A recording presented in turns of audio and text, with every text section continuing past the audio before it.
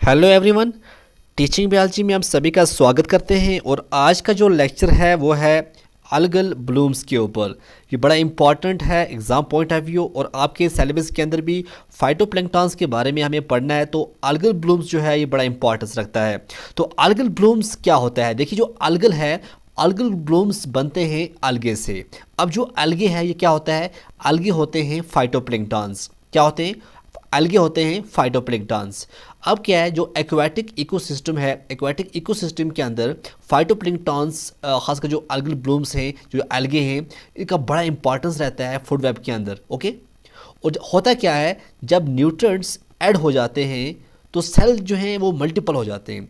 आप जानते हैं नाइट्रोजन फास्फोरस जो हैं, जब इनकी जो मकदार है वो ज़्यादा हो जाती है तो इससे क्या होता है, जो अलगे हैं बहुत जमा हो जाते हैं तो अल्गल ब्लूम्स बन जाते हैं।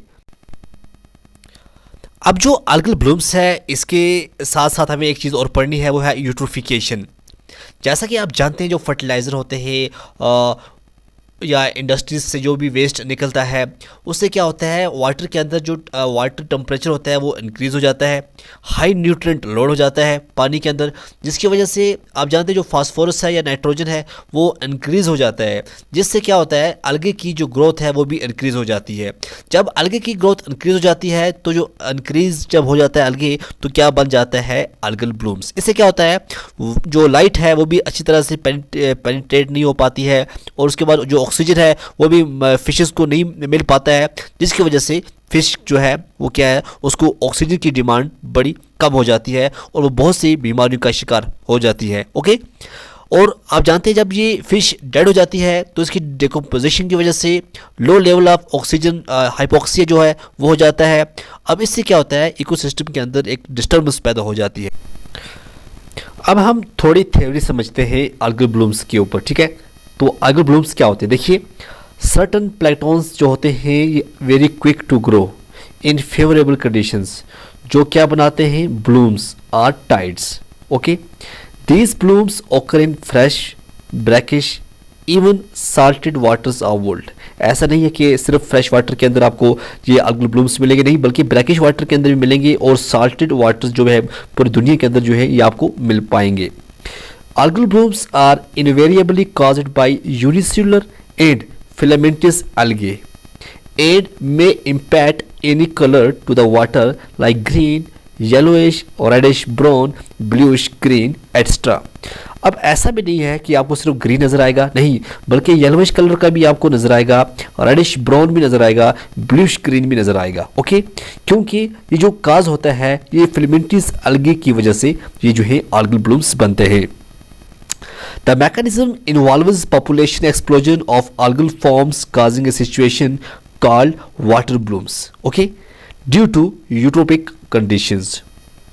अब क्या है, इसमें क्या होता है, जो न्यूट्रिएंट है उसका लोड हो जाता है, इससे क्या होता है, जो माइक्रोफाइट्स है वो लॉस हो जाता है, जिसकी वजह से जो अल्गल ब्लूम्स से ये बन जाते हैं, ठीक है। और क्या होता है, इसमें इंक्रीज हो जाता है वाटर, आप जानते हैं इसमें एल्गल एक्सचेंज हो जाता है, और आप जानते हैं इसके अंदर और चीज़ें भी हैं, ये एनॉक्सिया एंड टॉक्सिक्स, ठीक है ना, जब ये डिक्लाइन करते हैं ये नॉक्सिया टॉक्सिक बनाते हैं। ये ऐसा नहीं है कि आपको जो ये है ये ठीक होते हैं, बल्कि ये बहुत सी बीमारियाँ भी कॉज करते हैं फिशेज़ के अंदर।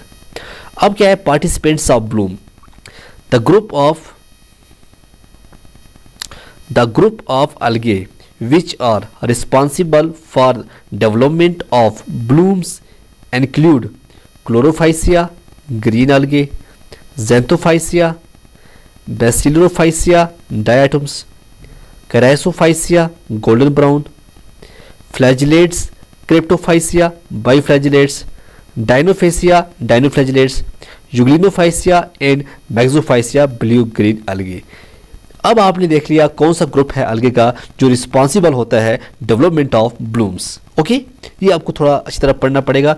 ग्रीन algae, क्लोरोफाइसिया, ऐसे क्वेश्चन आ सकते हैं, डायटम्स, बेसिलोरोफाइसिया, ओके, तो ब्लू ग्रीन algae, मैक्सोफाइसिया, तो ये चीज़ें जो है आपको एग्जाम के अंदर पूछी जा सकती हैं।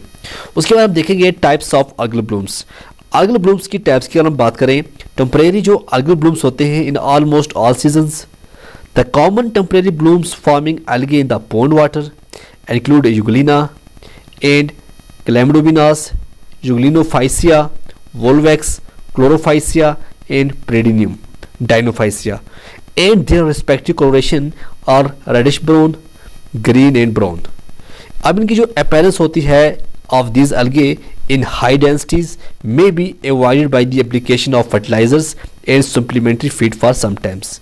ठीक है ना, तो इसके लिए ऐसा नहीं है हर एक चीज़ का इलाज होता है, तो इनका भी इलाज ऑलरेडी मिल सकता है आपको. A green sum appearing on the surface of ponds infrequently due to Chlamydomonas and Euglena.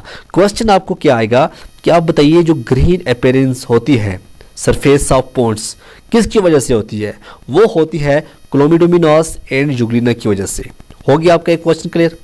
दूसरा क्वेश्चन क्या आ सकता है, डर्टी ब्राउन पैचेस जो होती हैं ये किसकी वजह से आपको नजर आएंगी?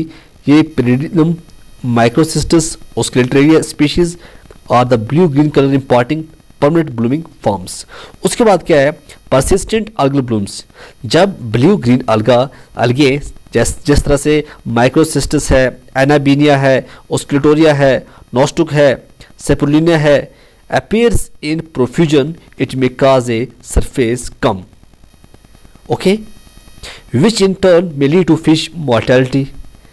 ठीक है ना. अब क्या होता है, ये जो है जब अल्गल ब्लूम्स जो है बहुत ज़्यादा फैल जाएं सरफेस के ऊपर, जिससे जो ऑक्सीजन है वो डिक्रीज हो जाता है.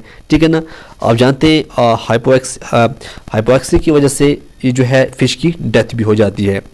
अब इससे क्या होता है, जो पेनिट्रेशन होती है लाइट की वो बहुत अफेक्टेड हो जाती है. Excess level of nitrogen, phosphorus, carbon dioxide और जो ऑर्गेनिक मैटर्स हैं are considered to be responsible for the fast propagation of these algal species. Okay. उसके बाद क्या समझना आपको, इम्पैक्ट ऑफ ब्लूम्स. ये आपको समझना है, ये भी इंपॉर्टेंट है.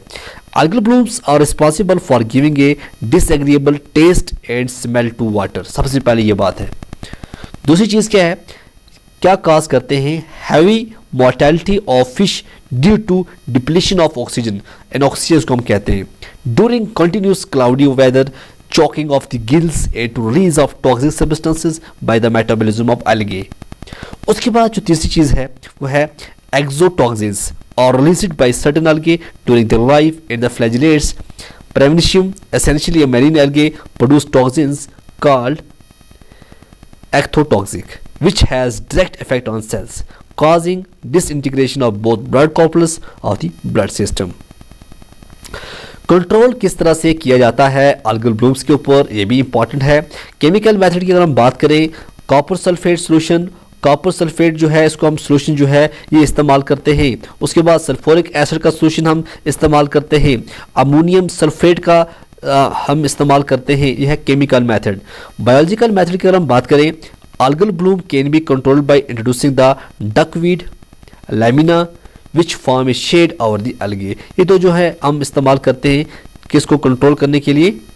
और क्या होता है, and prevent their growth. Alternately algae feeding fish, silver carp जिस तरह से है उसको इंट्रोड्यूस कर, grass carp and puntius javanicus ये है reported to be best which feed on submerged as well as filamentous algae. तो ऐसी फिशेस हम इंट्रोड्यूस करते हैं जो कि इनको खाती हैं, जिसकी वजह से जो है ये ख़त्म हो जाती है. ओके. तो ये है बायोलॉजिकल कंट्रोल. तो ये था आज अल्गल ब्लूम्स के बारे में. आई होप आपको कुछ ना कुछ समझ जरूर आया होगा. आप देखते रहिए टीचिंग बायोलॉजी. तब तक के लिए खुदा हाफिज़.